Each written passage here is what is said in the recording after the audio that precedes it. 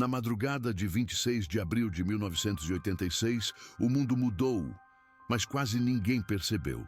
Enquanto uma cidade inteira dormia, homens dentro de uma usina nuclear encaravam algo que jamais deveria existir.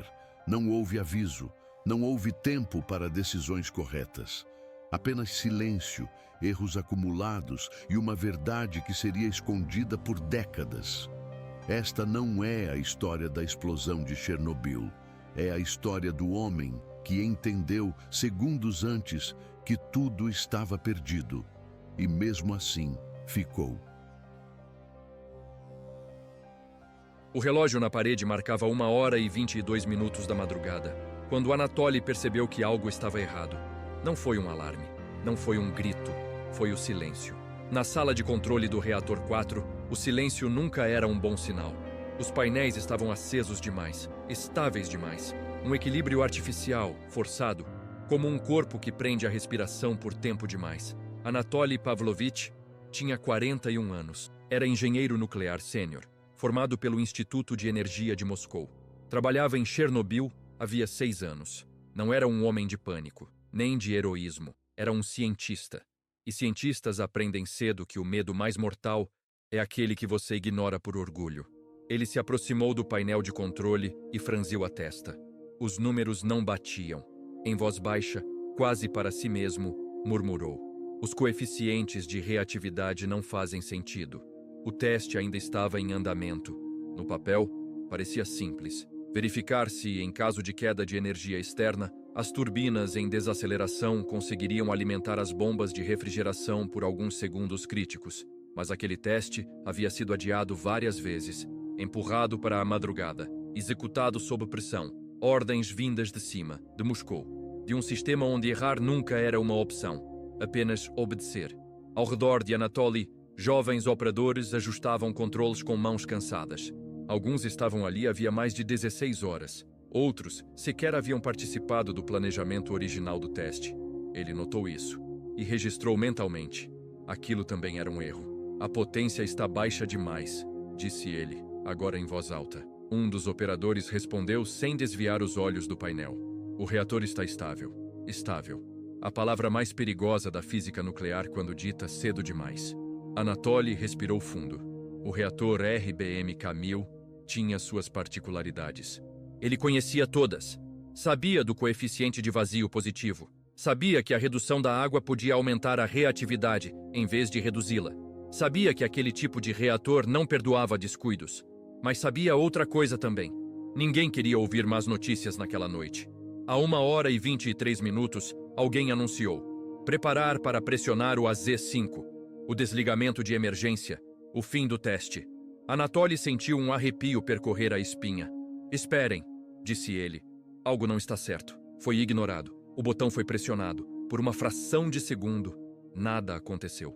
E então, o mundo acabou. O chão tremeu como se a própria terra tivesse sido golpeada por dentro. Um estrondo seco, profundo, seguido de outro, mais violento, mais próximo, mais impossível. As luzes se apagaram. Um calor súbito atravessou a sala de controle, como o sopro de um forno aberto. Alguém gritou. Anatoly foi arremessado contra um painel. Sentiu o impacto no ombro. Depois, o gosto metálico na boca. O teto estalou. Vidros explodiram para dentro. O reator, alguém tentou dizer. Mas não havia palavras suficientes para aquilo. O reator 4 havia explodido, não como uma bomba nuclear. Anatoly sabia disso, mas como algo igualmente impensável. O núcleo estava exposto, o combustível nuclear em chamas, o grafite ardendo ao ar livre. Pela primeira vez na história da humanidade, ele se levantou com dificuldade. O ar tinha um cheiro estranho, doce e metálico ao mesmo tempo. Um cheiro que não pertencia à natureza. Precisamos verificar o núcleo, disse alguém. Anatoly virou-se lentamente. Verificar o núcleo. O núcleo não existia mais. Lá fora, sobre o prédio destruído, uma coluna azulada dançava no céu noturno. Um brilho fantasmagórico, belo e mortal. Radiação ionizante interagindo com o ar. O brilho da morte que ninguém ali havia sido treinado para reconhecer. Anatoly olhou para aquilo e entendeu, em um instante silencioso e devastador, que aquela noite não terminaria com o nascer do sol. Ela terminaria com nomes apagados, com corpos queimados por dentro, e com uma mentira que atravessaria décadas. E ele estava bem no centro dela. Ninguém na sala de controle compreendia totalmente o que havia acontecido. Não ainda. Os alarmes começaram a soar em sequência, sobrepostos, confusos. Luzes vermelhas piscavam por todos os lados, como se o próprio painel estivesse em pânico. Houve uma explosão no tanque de água, gritou alguém. Não! Foi o gerador! Disse outro. Anatoly não respondeu. Ele observava os instrumentos restantes, tentando extrair sentido de dados que simplesmente não deveriam existir. Os níveis de radiação indicados eram baixos, ridiculamente baixos. Ele sabia o que aquilo significava. Os sensores estavam mortos. Precisamos evacuar a área do reator, disse ele com a voz firme demais para alguém que acabara de sobreviver a uma explosão. Um supervisor riu nervosamente. Evacuar? Impossível. O reator está intacto. É só um incêndio no telhado. Intacto. Anatoly sentiu um frio percorrer o estômago. Olhem para fora, disse ele. Alguns se aproximaram das janelas quebradas. E então, viram. Blocos de grafite estavam espalhados pelo pátio. Grafite nuclear, retirado do coração do reator. Alguns pedaços brilhavam suavemente, como brasas azuis no escuro. Um dos operadores, jovem demais para entender o que via, aproximou-se de um deles. Que pedra bonita, murmurou. Anatoly gritou. Não toque nisso! Mas foi tarde. O homem já havia se aproximado demais. A radiação não queimava a pele naquele momento. Ela não gritava. Não tinha cheiro forte. Ela atravessava o corpo em silêncio. Minutos depois, o operador começaria a vomitar. Horas depois, sua pele ficaria vermelha como se tivesse sido fervida por dentro. Dias depois, ele não estaria mais vivo. Mas naquela madrugada, ninguém pensava em dias.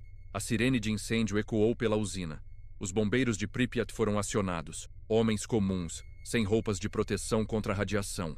Sem treinamento para aquilo. Eles chegaram rápido. Viraram mangueiras contra chamas que não deveriam ser combatidas com água. Pisaram em grafite em brasa. Respiraram partículas invisíveis que se alojaram nos pulmões como sentenças de morte. Anatoly observava tudo à distância, impotente. Eles não sabem, murmurou. Ninguém disse a eles. Mas como dizer? Como explicar que o inimigo ali não era o fogo, era o ar? Pouco depois, chegou a primeira ordem oficial. A situação está sob controle. O reator não foi danificado. Não há risco de radiação significativa. Anatoly fechou os olhos. A mentira começava ali. Ele foi instruído a retornar à sala de controle auxiliar e ajudar a bombear água para o núcleo. Bombear água. Para algo que já não existia. Isso é suicídio, disse ele.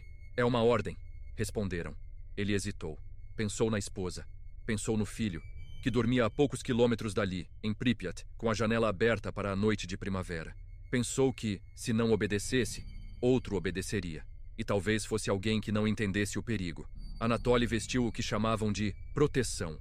Um avental fino, luvas comuns, um dosímetro que parava de funcionar quando os níveis ficavam altos demais. Ele caminhou pelos corredores escuros da usina.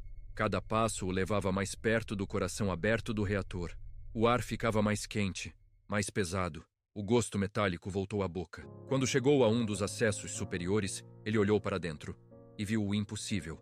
O núcleo estava aberto ao céu. Chamas azuis dançavam onde deveria haver apenas concreto e aço. Fragmentos do reator estavam espalhados como ossos quebrados. Era como olhar para dentro do sol, de perto demais. O dosímetro começou a enlouquecer. Depois, morreu. Anatoly soube naquele instante que já estava condenado, mas também soube de algo mais. Se ninguém agisse, aquilo não terminaria ali. Chernobyl não era apenas uma usina. Era o começo de algo que poderia matar milhões. Ele respirou fundo e deu mais um passo à frente.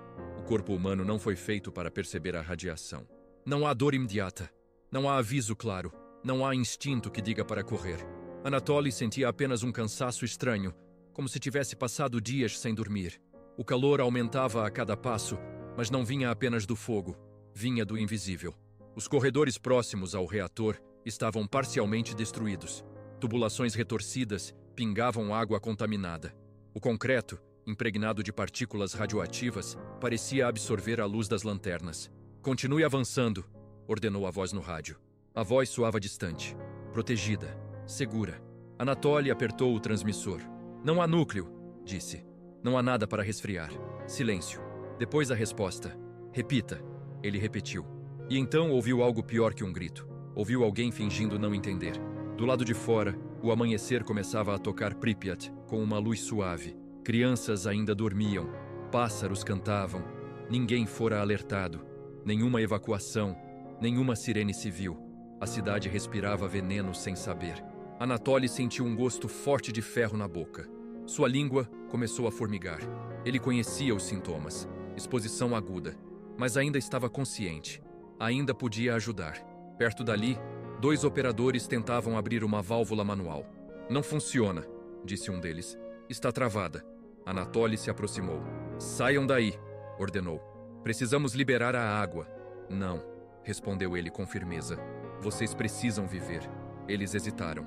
Ninguém ali fora treinado para desobedecer ordens.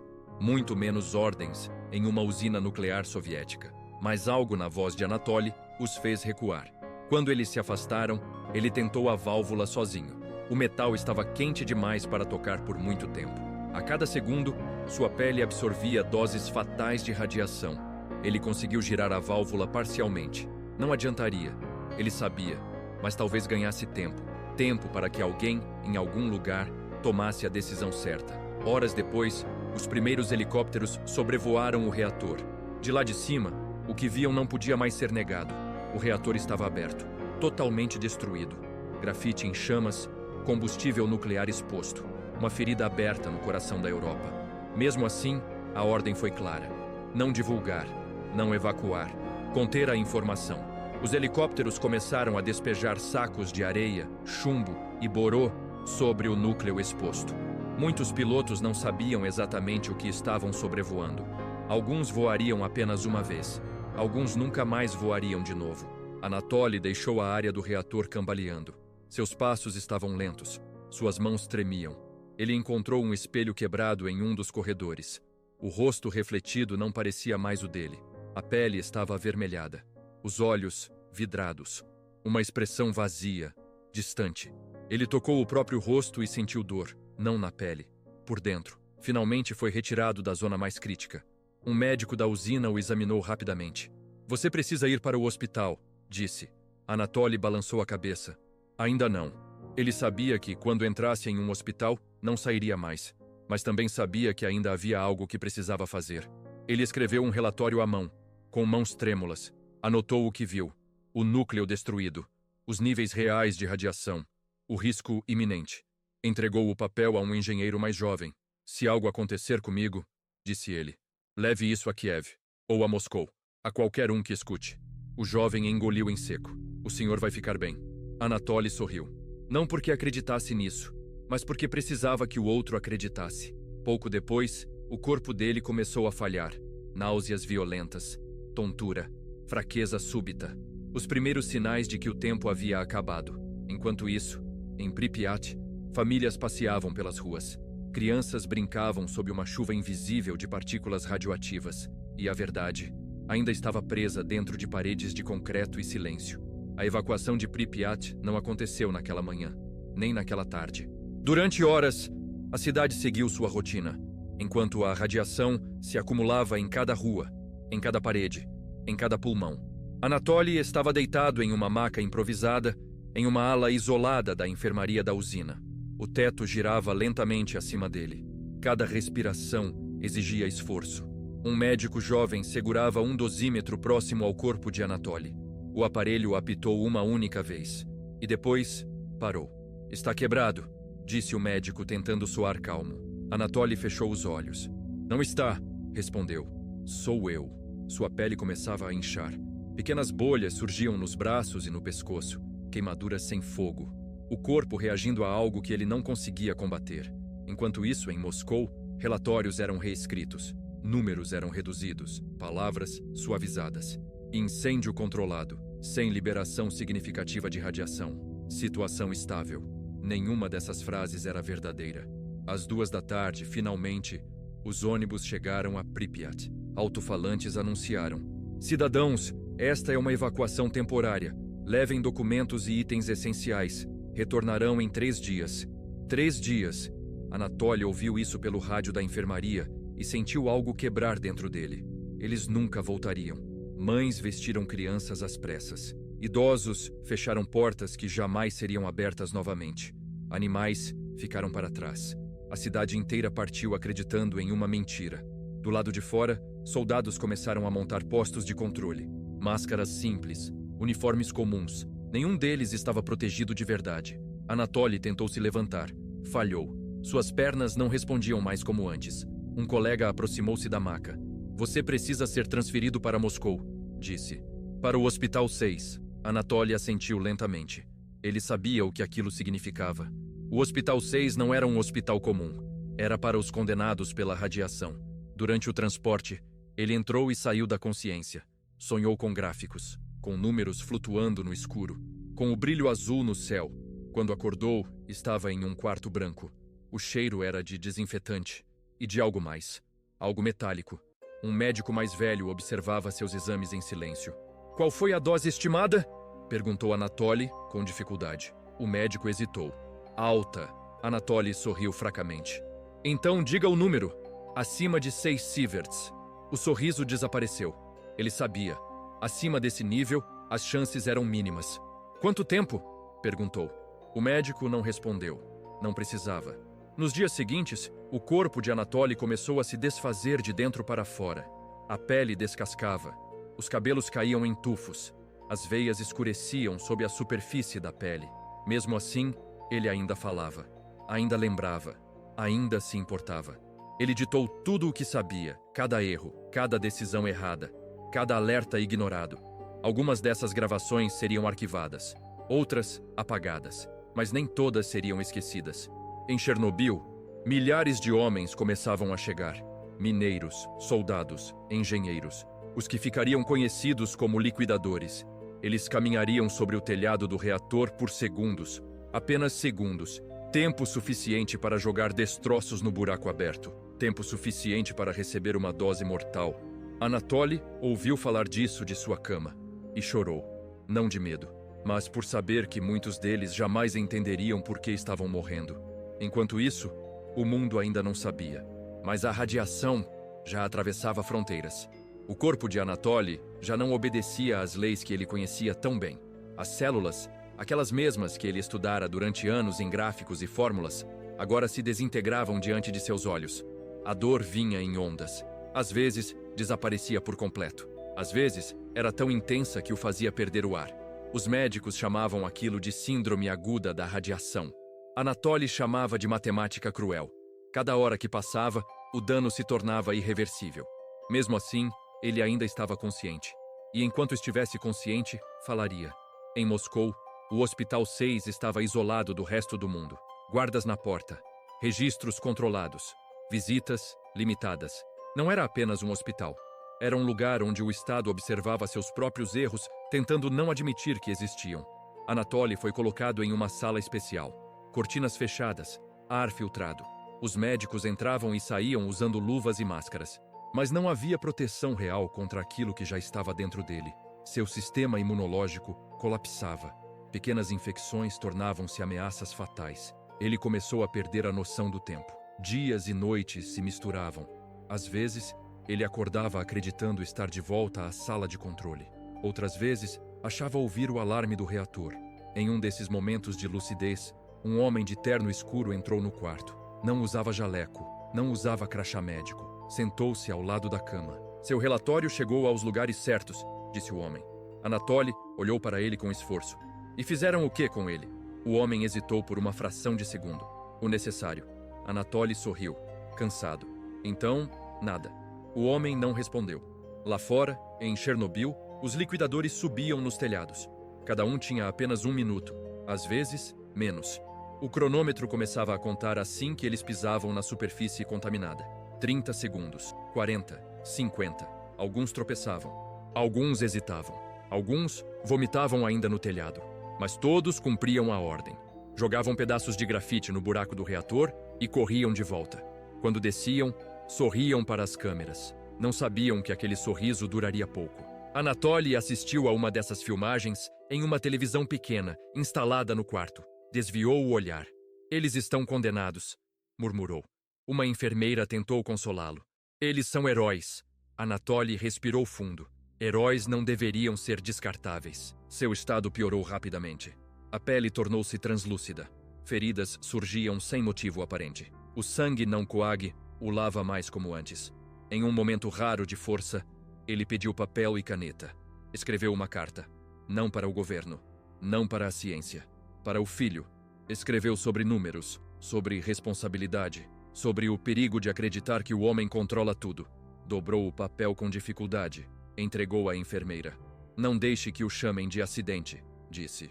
Acidentes não são construídos aos poucos. Ela assentiu em silêncio. Naquela mesma semana, países da Europa começaram a detectar níveis anormais de radiação. Suécia, Finlândia, Noruega. O mundo começou a fazer perguntas, e pela primeira vez, a mentira começou a ruir. Anatoly sentiu uma estranha paz ao saber disso. Talvez tarde demais, mas não tarde o suficiente. Ele fechou os olhos, exausto. O brilho azul voltou à sua mente, e desta vez não parecia mais ameaçador. Os últimos dias de Anatoly foram marcados por uma estranha quietude. A dor ainda existia, mas vinha amortecida, distante, como se o corpo estivesse se desligando pouco a pouco do mundo. Os médicos sabiam o que aquilo significava. O organismo já não lutava. Anatoly passava longos períodos em silêncio, olhando para o teto branco, contando mentalmente números que já não importavam. Em alguns momentos, falava com pessoas que não estavam ali. Em outros, lembrava-se de Pripyat, como ela fora antes da noite da explosão. As árvores, o rio, as risadas das crianças, tudo aquilo agora estava contaminado. Em Genebra, especialistas da Agência Internacional de Energia Atômica se reuniam às pressas. Relatórios soviéticos chegavam incompletos, cheios de lacunas e eufemismos. Mas os detectores europeus não mentiam. Havia radiação no ar. Havia algo muito errado na Ucrânia soviética. Sob pressão internacional, a União Soviética começou a admitir o impensável. Um acidente grave, ainda sem números, ainda sem nomes. Mas a cortina começava a se abrir. No Hospital 6, Anatoly recebeu a visita de um colega antigo, também engenheiro. O homem hesitou antes de falar. O mundo já sabe, disse. Não tudo, mas o suficiente. Anatoly respirou com dificuldade. Então, valeu a pena? O colega não respondeu de imediato. As pessoas estão vivas porque vocês ficaram lá, disse por fim. Anatoly fechou os olhos. Não era exatamente o que ele queria ouvir, mas era algo. Nas horas seguintes, sua respiração tornou-se irregular. Os médicos ajustaram aparelhos. Administraram morfina. Nada mais podia ser feito. Em um dos últimos momentos de consciência, Anatoly sussurrou. O erro não foi o reator. A enfermeira aproximou-se. Foi o silêncio, completou ele. Pouco depois, o monitor cardíaco começou a emitir um som contínuo. Anatoly Pavlovich morreu sem honras oficiais, sem funeral público, sem manchetes. Mais um número. Mas o mundo lá fora já não podia ignorar Chernobyl. A nuvem radioativa havia atravessado continentes. Governos exigiam explicações. Cientistas pediam transparência. A palavra Chernobyl tornava-se sinônimo de medo.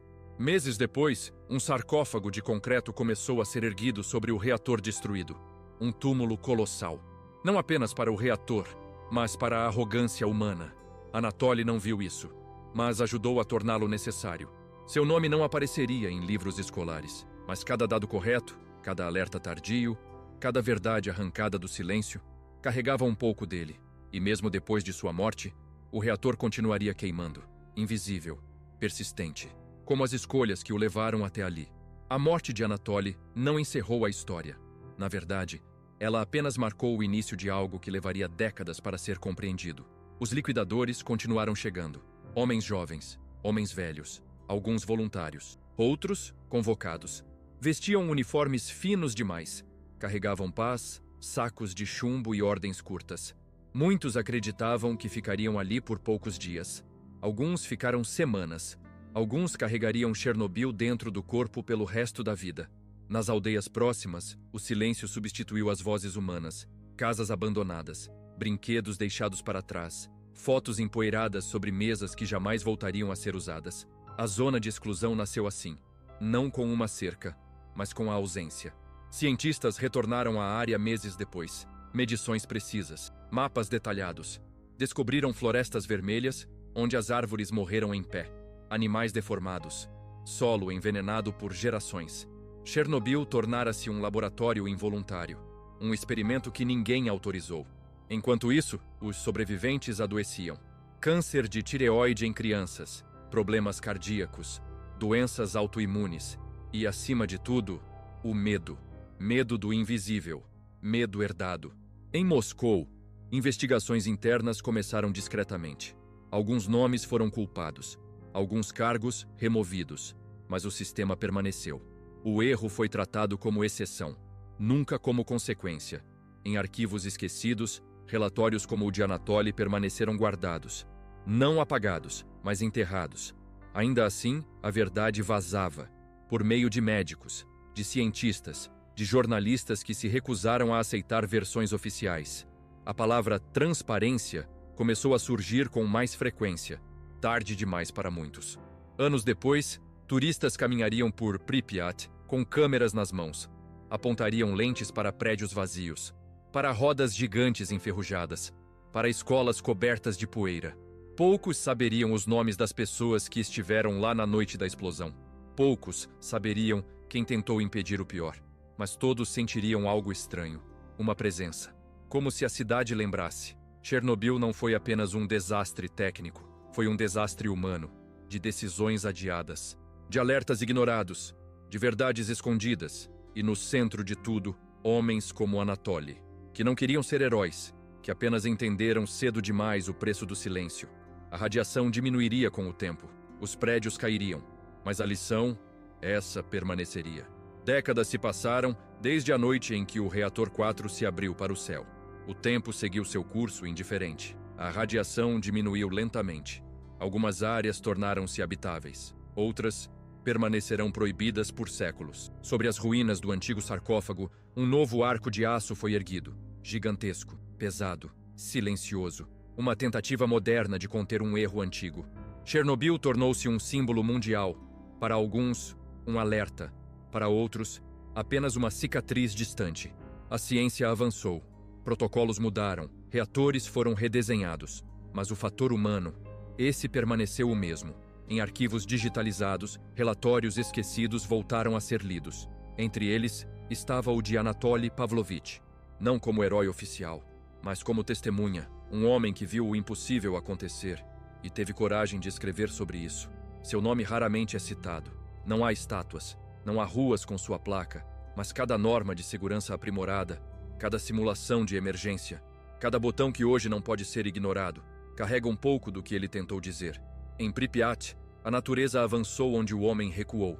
Árvores crescem dentro de apartamentos, animais percorrem avenidas vazias. O silêncio voltou a dominar a paisagem.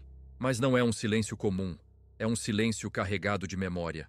A pergunta que Chernobyl deixou não é sobre energia nuclear, é sobre responsabilidade, sobre o que acontece quando sistemas punem a dúvida e recompensam o silêncio. Anatoly compreendeu isso tarde demais, mas não morreu sem deixar um rastro. Ele não salvou o reator, não salvou a cidade, mas ajudou a salvar o futuro, ao mostrar o custo de ignorar a verdade.